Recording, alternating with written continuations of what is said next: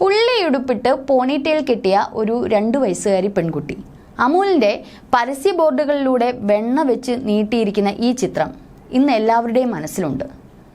Polka ഡോട്ടുള്ള ഫ്രോക്കും ചുവന്നു തുടുത്ത കവിളുകളും നീല മുടിയും കയ്യിൽ ബട്ടർ പിടിച്ചു നിൽക്കുന്ന അമുൽ ഗേളിനെ ആർക്കും അങ്ങനെ മറക്കാനൊന്നും ആവില്ല. ഒരു കാലത്ത് പത്രങ്ങളിലെയും ടെലിവിഷനുകളിലെയും പരസ്യങ്ങളിൽ നിറഞ്ഞു നിന്ന അമുൽ ഗേൾ ഇപ്പോഴും സോഷ്യൽ മീഡിയയിൽ വൈറൽ താരം തന്നെയാണ്. ലോക പ്രശസ്ത ബ്രാൻഡായ അമുൽ ബട്ടറിനായി ഒരു പരസ്യ ക്യാമ്പയിൻ തുടങ്ങുകയെന്നത് അമുൽ സ്ഥാപകൻ ഡോക്ടർ വർഗീസ് കുര്യന്റെ വലിയൊരു ആശയമായിരുന്നു. ഇതിനായി അദ്ദേഹം സമീപിച്ചത് പരസ്യ ഏജൻസിയുടെ ഡയറക്ടറായ, അങ്ങനെ ലോകത്ത് ഏറ്റവും അധിക കാലം തുടർച്ചയായ പരസ്യ പ്രചാരണത്തിൽ കഥാപാത്രമായ അമുൽ ഗേളിന് വേണ്ടി ഒരു കുട്ടി മോഡലിനായുള്ള തിരച്ചിലായിരുന്നു പരസ്യമേഖലയിലെ അതികായകനായ സിൽവസ്റ്റർ. ഒടുവിൽ കുട്ടികളെ പരസ്യത്തിന്റെ മോഡലാക്കാമെന്ന തീരുമാനം രണ്ടുപേരും ചേർന്നെടുത്തു. എന്നാൽ മനസ്സിനിണങ്ങിയ ഒരു മോഡലിനെ കണ്ടെത്തുകയെന്നത് സിൽവസ്റ്റർ ഡഗുൻഹയുടെ മുന്നിലെത്തിയ വലിയൊരു വെല്ലുവിളി തന്നെയായിരുന്നു. കാണികൾക്ക് പെട്ടെന്ന് ഇഷ്ടം തോന്നുന്നതും ഓമനത്വം തുളുമ്പുന്ന മുഖവുമുള്ള ഒരു കുട്ടിയായിരിക്കണം അമുലിൻ്റെ മോഡലാകേണ്ടത് എന്നതായിരുന്നു അദ്ദേഹത്തിൻ്റെ ആശയം. ഇതിനായി രാജ്യത്തിൻ്റെ വിവിധ ഭാഗങ്ങളിൽ നിന്ന് കുട്ടികളുടെ ചിത്രങ്ങൾ പരസ്യത്തിനായി ക്ഷണിച്ചു. 1961 700-ലധികം കുട്ടികളുടെ ചിത്രങ്ങളാണ് സിൽവസ്റ്റർ ഡഗുൻഹയുടെ മുന്നിലെത്തിയത്.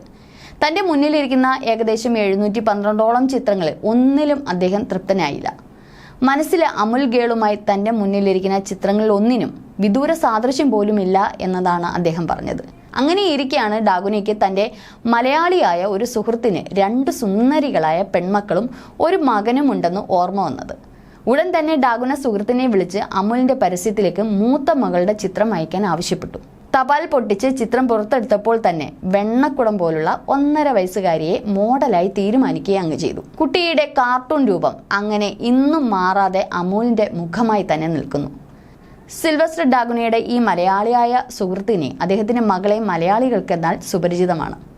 പാലക്കാടുകാരനായ ചന്ദ്രൻ തരൂരിൻ്റെ മകളും വിശ്വപൗരൻ ശശി തരൂരിൻ്റെ സഹോദരിയുമായ ശോഭ തരൂർ ശ്രീനിവാസനാണ് നാം ഇന്നും കാണുന്ന പുള്ളിയുടുപ്പിട്ട പോണിറ്റെയിൽ കെട്ടിയ ആ അമുൽ പെൺകുട്ടി. അങ്ങനെയാണ് കോൺഗ്രസ് എംപിയും പ്രശസ്ത എഴുത്തുകാരനുമായ ശശി തരൂരിൻ്റെ സഹോദരിയായ ശോഭ തരൂർ അമുൽ ബ്രാൻഡിൻ്റെ മോഡലായത്. യാദൃച്ഛികമായിട്ടാണ് ശോഭ തരൂർ അമുൽ ഗേളായത്. സംവിധായകനായ ശ്യാം ബെനഗലാണ് ശോഭ തരൂരിൻ്റെ ചിത്രമെടുത്തത്. ആ സമയത്ത് ശോഭയ്ക്ക് വെറും 10 മാസമായിരുന്നു പ്രായം. അന്നെടുത്ത ചിത്രങ്ങൾ സിൽവസ്റ്റർ ഡാഗുൻഹയുടെ മനസ്സിനിണങ്ങുന്ന തരത്തിലുള്ളതായിരുന്നു. ബ്ലാക്ക് ആൻഡ് വൈറ്റിലെ അമുൽ ഗേളായിരുന്നു ശോഭ തരൂർ. എന്നാൽ 2 വർഷത്തിന് ശേഷം കമ്പനി കളർ പരസ്യങ്ങൾ പുറത്തിറക്കിയപ്പോൾ ശോഭയുടെ ഇളയ സഹോദരി സ്മിതയായിരുന്നു മോഡലായത്. ഇപ്പോൾ കാലിഫോർണിയയിൽ താമസിക്കുന്ന ശോഭ തരൂർ പ്രമുഖ ബാലസാഹിത്യകാരിയാണ്. Shobha Tharoor Srinivasan 1 dozen fiction, non fiction കൃതികളുടെ രചയിതാവ് കൂടിയാണ്. ഡോക്യുമെന്ററികൾ, വിദ്യാഭ്യാസ പരിപാടികൾ, പത്രപ്രവർത്തന സംരംഭങ്ങൾ, ഓഡിയോ ബുക്കുകൾ എന്നിവയ്ക്കായി അവർ ശബ്ദലേഖനം ചെയ്യുകയും ചെയ്തിട്ടുണ്ട്.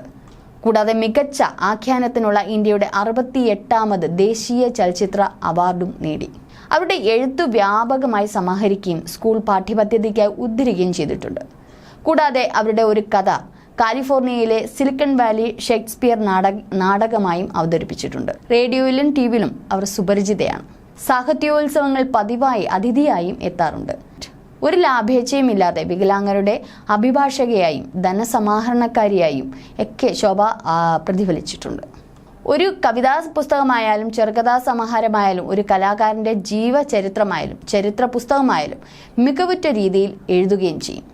ഏതായാലും അന്നത്തെ അമുൽ ഗേൾ ശോഭ തരൂർ ശ്രീനിവാസൻ വെറും ഒരു അമുൽ ഗേൾ മാത്രമല്ല, സമൂഹത്തിൻ്റെ വിവിധ ഇടങ്ങളിൽ സ്ഥാനം പിടിക്കുകയും അവരുടേതായ ഒരു സ്ഥാനം ഉറപ്പിക്കുകയും ചെയ്തിട്ടുണ്ട്.